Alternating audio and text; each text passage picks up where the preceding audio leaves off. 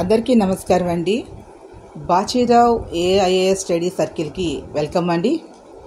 ఈరోజు మన టాపిక్ వచ్చి ఒక షార్ట్ ఎస్సెట్, అదే ఒక 10 మార్క్స్ క్వశ్చన్స్ ఇచ్చినట్లయితే 10 to 15 మార్క్స్ క్వశ్చన్స్, వాటి కాన్సర్ ఎట్లా ఇవ్వాలి అనేది టాపిక్ వచ్చి విపత్తులు అండి, డిజాస్టర్ మేనేజ్మెంట్. ఇప్పుడు రీసెంట్గా ఒక తుఫాన్ అనేది మనకి రాబోతుంది, ఆంధ్రప్రదేశ్కి వస్తుందని చెప్తున్నారు. దీని పేరు కూడా మొంద అనే తుఫాన్. దీన్ని కూడా మనం కరెంట్ అఫైర్స్లో దేశంలో ఎక్కడ వచ్చినా కూడా పెద్ద పెద్ద తుఫాన్లు వచ్చినప్పుడు మనం కరెంట్ అఫైర్స్కి యాడ్ చేస్తే పేర్లు కూడా ఇంపార్టెంట్ గుర్తుపెట్టుకోవాల్సినటువంటి అవసరం ఉంది. ఆ మొంద తుఫాన్ అనేటువంటిది. అయితే ఈ తుఫాన్ అనేవి ఏ విధంగా వస్తున్నాయి, ఈ విపత్తులకి కారణం ఏమిటి అంటే, కొన్ని విపత్తులు అనేటువంటి మనకి మానవుల వల్ల వచ్చేటటువంటి ప్రకృతిగా వచ్చేటటువంటి 2 రకాల విపత్తులు అనేవి ఉంటాయని విపత్తు అంటే ఏంటి, విపత్తుల రకాలు ఏంటి? విపత్తు అంటే మనకు చెప్పకుండా ఆకస్మికంగా వచ్చేటటువంటి దాన్ని విపత్తు అంటారు, ముందరే చెప్పి రాదు. అయితే ఇక్కడ మానవుల వల్ల వచ్చేవి సహజమైనటువంటి విపత్తులు, కొన్ని ప్రకృతి సహజంగా వచ్చేవి.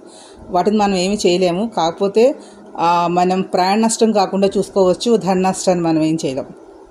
మానవుని యొక్క చర్యల వల్ల వచ్చేటటువంటివి కొన్ని రకములైన విపత్తులు. ఈ కార్బన్ డైఆక్సైడ్, కార్బన్ మోనాక్సైడ్ వాయువులు విడుదల అవ్వడం, చెట్లను కొట్టేసేయడం వల్ల పర్యావరణానికి హాని జరుగుతూ ఉంటుంది. దీనివల్ల మనకి వేడి పెరగడం వల్ల, చెట్లు కొట్టేయడం వల్ల, అడవుల పెంపకం తగ్గిపోవడం వల్ల, ఉన్న చెట్లు కొట్టేసి బిల్డింగ్లు, కాంక్రీట్ రోడ్లన్నీ వేసేసి ఎక్కడ పడితే అక్కడ, వీటి వల్ల గ్రామ ప్రాంతాల్లో కూడా చెట్లు నరికేయడం వల్ల బిల్డింగ్స్ కట్టేయడం, చెరువులు పూర్తి చేసి ఇల్లు ఇలాంటి వల్ల పర్యావరణానికి హాని జరుగుతుంది. ఇవన్నీ మానవుని చేసినటువంటి క్రియాకలాపాలు.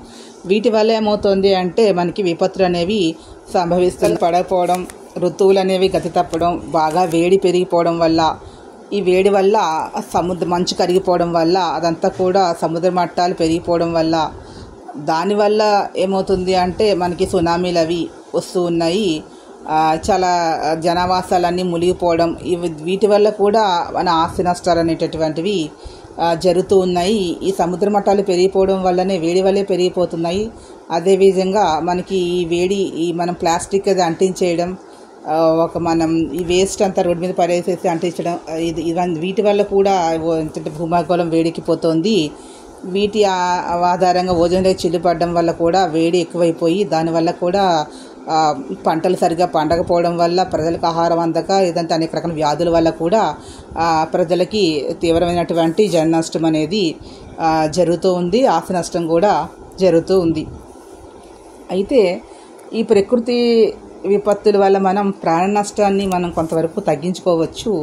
కానీ భూకంపాలు అనేటువంటివి మనకి ఎప్పుడు వస్తాయో మనకి ముందర వరకు తెలియదు కాబట్టి, అంత టెక్నాలజీ లేదు కాబట్టి చాలామంది ప్రాణ నష్టాలు కూడా జరుగుతుంది. దీనివల్ల ఏమవుతుందంటే సహజ వనరులతో పాటుగా ఆర్థిక వ్యవస్థలు కూడా తీవ్రంగా దెబ్బతింటూ ఉన్నాయి. మన భారతదేశమే తీసుకున్నట్లయితే భౌగోళిక విస్తీర్ణంలో 58% భూభాగము ఈ భూకంపాల పరిధిలోనే ఉందంటే, భూకంపాలు సంభవించేటటువంటి అవకాశం అనేది ఎక్కువగా ఉంది. కాబట్టి ఈ భూకంపాల యొక్క లక్షణాలు అనేటటువంటివి మనకి అవసరం లేదు. దాంట్లో ఫిజికల్ జాగ్రఫీ సెక్షన్లో మనం దాని గురించి కాబట్టి వాటి మీద అవగాహన ఉంటే సరిపోతుంది. భూకంపాలను మనం పసిగట్టడానికి సంబంధించిన టెక్నాలజీ అనేది అందుబాటులో లేదు, ముందరే తెలుస్తుంది. కాబట్టి సముద్రం అయితే మనకి సునామీ వచ్చిన సముద్రంలో జంతువులు అనేవి మనకన్నా బాగా పసిగట్టగలుగుతాయి. సముద్రం వెనక్కి వెళ్ళిపోతుంది. అలా కొంచెం సూచనలు వచ్చినప్పుడే ఆ చుట్టుపక్కల ఉన్నటువంటి ప్రాంతాల్లో మన ప్రజలను అప్రమత్తం చేయవలసినటువంటి అవసరం ఉన్నది అనేటువంటిది. భూకంపాలు సంభవించడానికి ముందుగా చేపట్టే మనం ఉపశమనం చేయాలి. భూకంపం వచ్చేసరికి ఖచ్చితంగా భూకంపాల వల్ల ఆస్తి నష్టాలు అంటే బిల్డింగ్లని కూలిపోవడం వల్ల జనులకి ఆవాసాన్ని కూడా కోల్పోతారు. మళ్ళీ బిల్డింగ్లు కట్టుకోవడం అనేది చాలా ఇబ్బంది కాబట్టి వాళ్ళకి సామాజిక ఆర్థిక స్థితికి ప్రభావం చూపిస్తుంది. కాబట్టి ఈ యొక్క టెక్నాలజీని మనం నూతన టెక్నాలజీ ఉపయోగించి భూకంపాలు వచ్చినా కూడా బిల్డింగ్లు కూలిపోని అలాంటి లేటెస్ట్ టెక్నాలజీ కలిగినటువంటి బిల్డింగ్లు అనేటువంటివి కట్టించడం వల్ల, అలాంటి టెక్నాలజీ ప్రజలకు అందుబాటులో ఉంచడం వల్ల, అలాంటి టెక్నాలజీతోనే కట్టిన బిల్డింగ్లకే పర్మిషన్స్ అనేవి ఈ యొక్క పంచాయతీ స్థాయిలోనూ, మున్సిపాలిటీల్లో, కార్పొరేషన్లు ఇచ్చినట్లయితే చాలా వరకు కూడా భారతదేశంలో బిల్డింగ్స్ ఆస్తి నష్టాన్ని చాలా వరకు మనం నివారించడానికి అవకాశం అనేది ఉంటుంది. వ్యవసాయ పరంగా తీసుకున్నట్టు మనం అది ఏమీ చేయలేం కాబట్టి వారికి తట్టుకునే విధంగా వంగడాలను ఉత్పత్తి చేసి వరి, గోధుమ, అదేవిధంగా కాయధాన్యాలు, పప్పు ధాన్యాలు లాంటి ఉత్పత్తి చేసినట్లయితే, అలాంటి విత్తనాలను ఉత్పత్తి చేసినట్లయితే ప్రజలకి అలాంటి ప్రకృతి విపత్తులు సంభవించిన సహజం, దాన్ని ఆపలేం కాబట్టి దానివల్ల వారు నష్టపోకుండా, వారి సామాజిక ఆర్థిక స్థితి నష్టపోకుండా ఉంటుంది కాబట్టి ఆ విధంగా చేయవలసినటువంటి అవసరం అయితే ఉంది.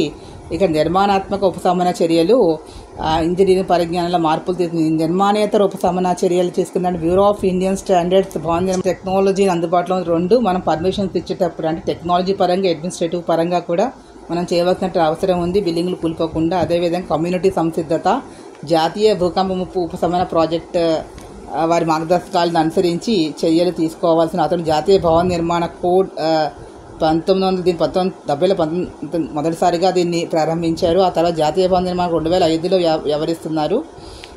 Building materials and technology promotion council అనే దాన్ని మన 1900 కేంద్ర పట్టణ 1990 జూన్లో దీన్ని ఏర్పాటు చేసింది.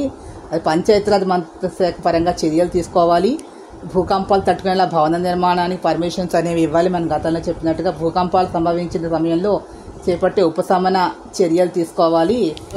వచ్చే చోట ప్రజలకు అవగాహన కల్పించాలి. కొద్దిగా కంపించిన వెంటనే బయటకు వచ్చేయమని చెప్పాలి. అలా ఇంట్లోనే ఉండకుండా అది ఏ సమయంలో వస్తుందో తెలియదు, కొంచెం దాని మీద ఎప్పుడు అప్రమత్తంగా ఉండవలసినటువంటి అవసరం అయితే ఉంది.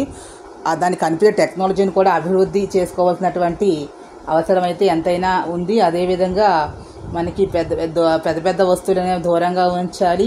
భూకంపం తర్వాత మనం చేయగలిగింది అగ్నిమాపక శాఖ 101 పోలీస్ కంట్రోల్ రూమ్ 100కి ఫోన్ చేసి సహాయం కోరాలి వాళ్ళు. అదేవిధంగా మంటలార్పణ బకెట్ని కూడా వీళ్ళు భూకంపాలు, అదేవిధంగా వర్షాలు, వరదలు, అదేవిధంగా అగ్నిపర్వతాలు బాధ అంటే మన ప్రాంతంలో అది భారతదేశంలో లేదు కానీ మిగతా దేశాల్లో ఉంటుంది. మనకి సునామీలు అవి రావడం వీటిని ముందరే పసిగట్టి ప్రజలను అప్రమత్తం చేసే టెక్నాలజీని అభివృద్ధి చేసుకోవాల్సినటువంటి అవసరం ఉందని చెప్పాలి. రెండోది పరిపాలనా పరంగా వచ్చి సంభవించక ముందే తెలిసిన వెంటనే తొందరగా చేయవలసిన స్థానికంగా ఉన్న వాళ్ళు చేయగలుగుతారు కాబట్టి స్థానికులకి దాని మీద అవగాహన ట్రైనింగ్ అనేది ఇవ్వాలి.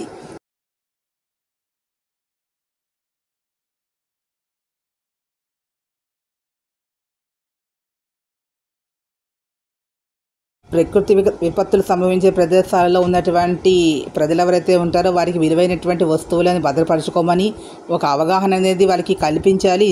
ఒకవేళ వచ్చిన ప్రమాదం వచ్చి కోల్పోయినా కూడా తిరిగి వాళ్ళ వస్తువులు ఎక్కడో ఒక సేఫ్టీ ప్లేస్లో ఉంచుకున్నట్లయితే వారికి కొన్ని వస్తువులకి ఇబ్బంది లేకుండా ఉంటుంది కూడా. ఆ విధంగా వాడిని గైడ్ చేయాల్సిన అవసరం ఉంది. ఈ వీడియో మీకు నచ్చినట్లు ప్లీజ్ సబ్స్క్రైబ్. చాలా ఇంపార్టెంట్ పాయింట్స్ 10 నుంచి 15 సైడ్ హెడింగ్స్ పెట్టి రాసినట్లయితే మంచి మార్క్స్ స్కోర్ చేయగలుగుతారు. అలాగే ఈ ఆర్గనైజేషన్స్ ఏ ఇయర్లో స్టార్ట్ చేశారు అనేది కూడా ఇయర్తో నోట్ చేయండి.